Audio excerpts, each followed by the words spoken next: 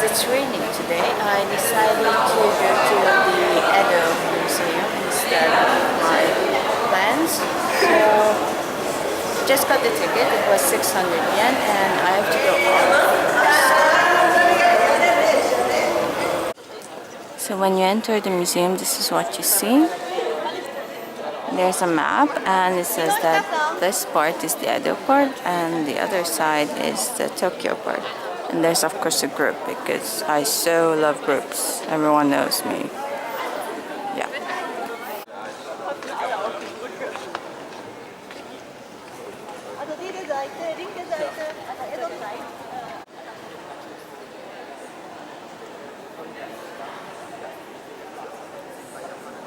This is the Tokyo side.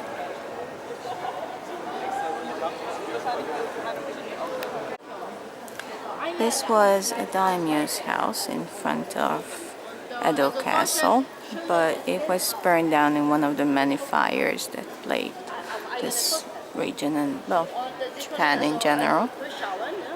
And after this one, there were no longer any such magnificent residences allowed to be built in Edo. So this was Palanquin, and the space is very tiny inside. You can go in and try it, but I'm too big. So these are fans, and unlike what European men would think, fans were used by men as well. Well, actually fans were used by men in Europe as well, but it's like, oh, it's so girly.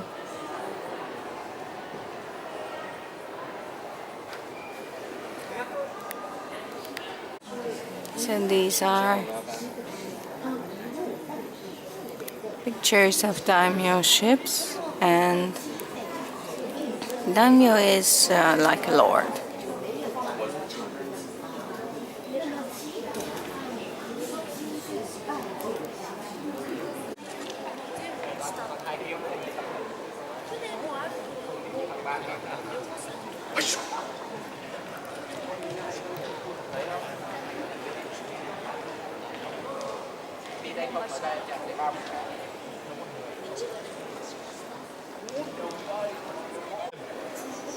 This model represents Nihon Bashi. It was a section of Edo that was for artisans and that sort of people. So more like the common people, but not the servants, the middle class.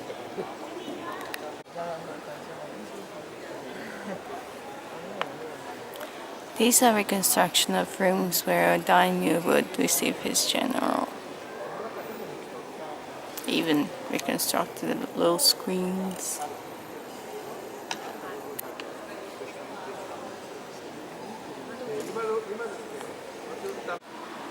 So this was the inner part of Edo at the last years of the shogunate, and it was surrounded by a moat so that undesirables can go in, and it had more than one palace and a castle.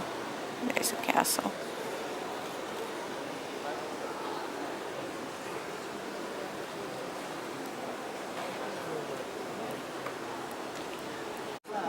In the room there's this beautiful screen that depicts Edo before the Great Fire in the 17th century.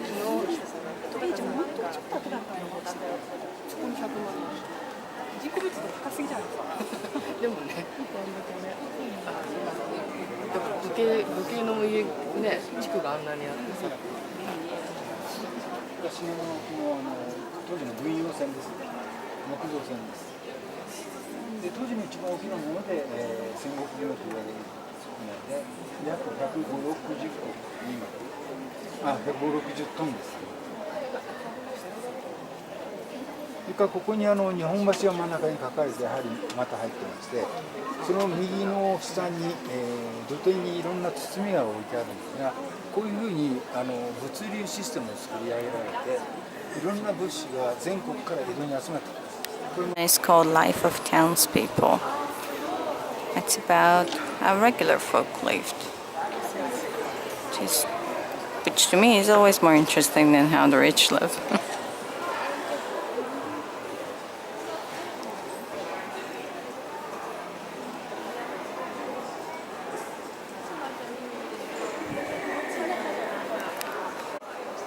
And look, he's a carpenter. Yeah, it's a bit dark.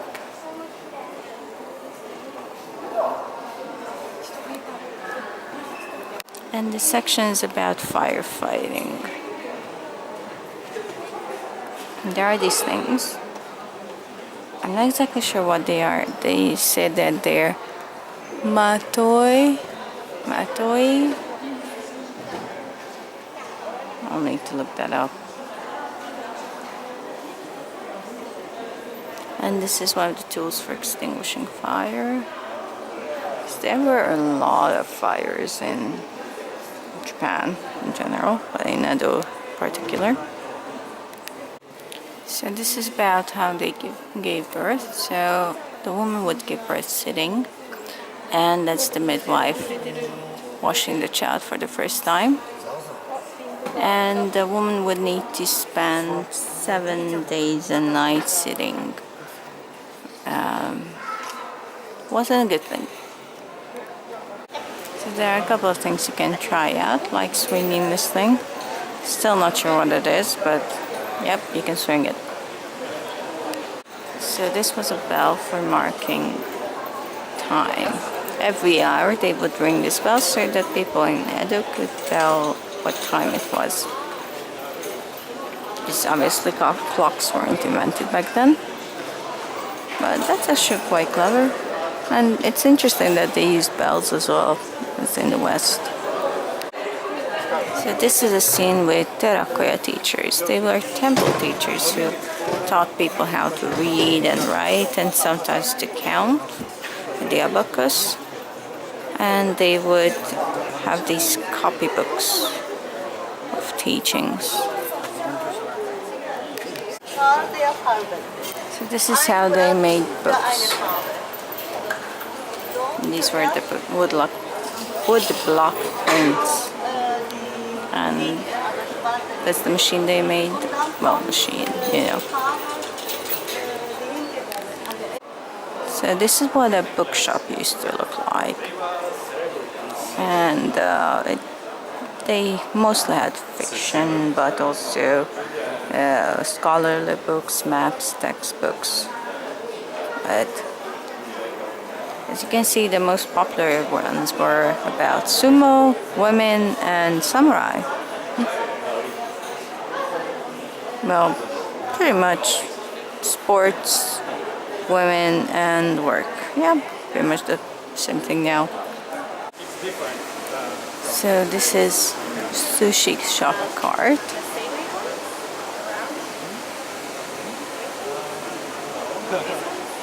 Just trying to guess which one was the most expensive. Egg was the most expensive apparently. So yeah, you can try lifting carts and all sorts of things like boxes that people would carry. This is what a dry goods store looked like.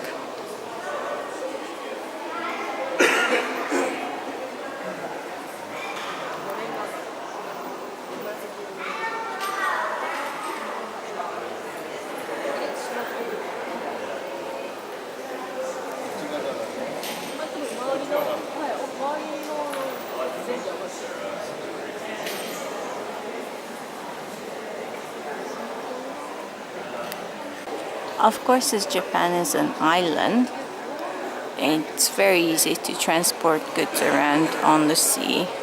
So this is a replica of what they used.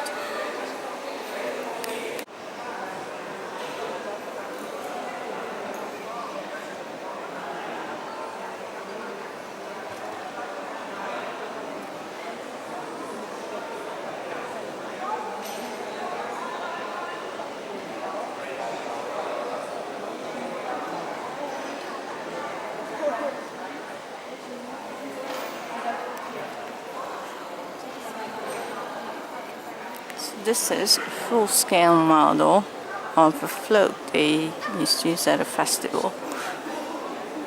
It's really, really big. I mean, huge.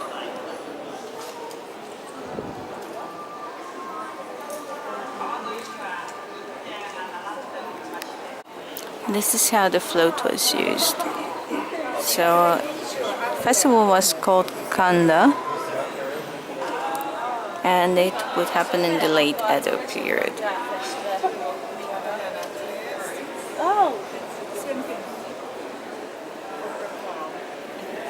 We can understand combined with.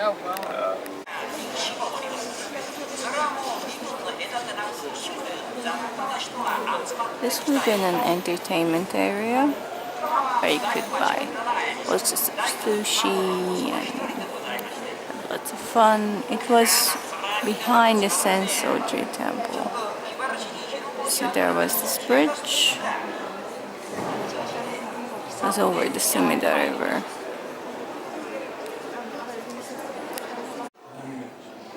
This part is called the Aesthetics of Edo. So you can see some clothing, and so look at that. That's really cool.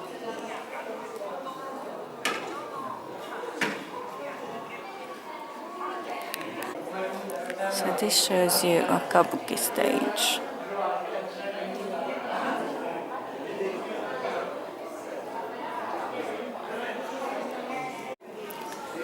This is the model of a kabuki theater.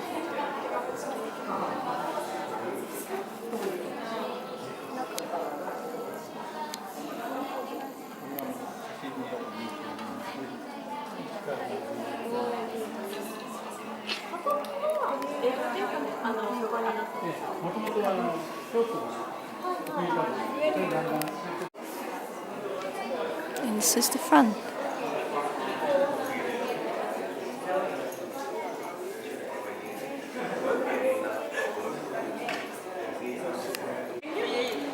And so this is the build-to-scale facade of the theater that I just took pictures of. And yep, some people will take pictures of one thing for hours. Literally. So this is the ground below Edo.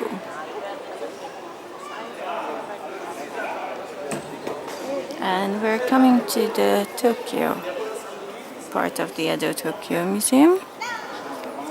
And yep, we have Japanese.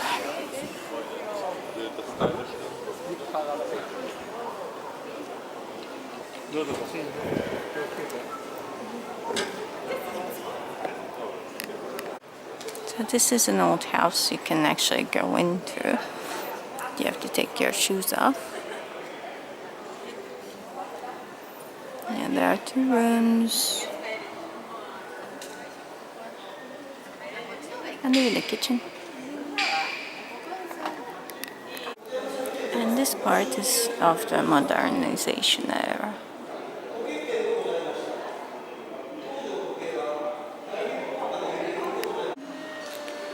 This was a tower constructed in 1890. It had an English builder, William K. Barton, and it was destroyed in the earthquake of 1923. It's very popular. It's called the Nihonkaku, also Asuku says 12 stories. And this was the facade of Denkikan movie theater.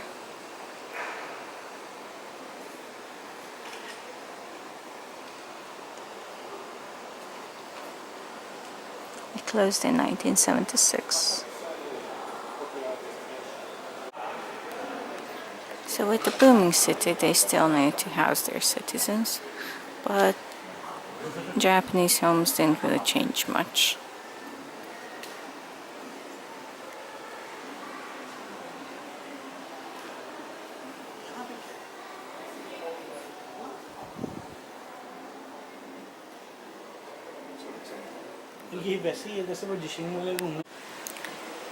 So these are different kinds of phones and also the evolution of the radio.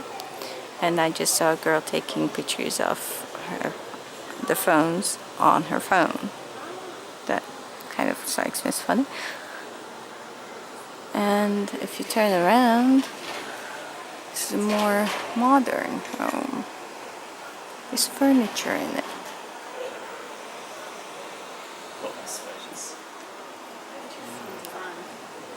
I actually once heard a guy say that once he got a wife, he needed to put furniture into his house, and he kept bumping into it because he never had furniture before. So this is a wartime home, and as you can see, the windows taped for the bombings, and the light is very shaded so that during the raids they don't see the light coming from it. And there's safety gear everywhere. And the radio to get the info. So this is what Shinjuku Station used to look like. It was a major area for black market. And now we are on to the modern era. This is a housing complex that they started to build when after the war they were doing the restoration. And that was the Edo-Tokyo Museum. It was well worth the time I spent there. It was about 2 hours. So it's very interesting. It has lots of exhibits, and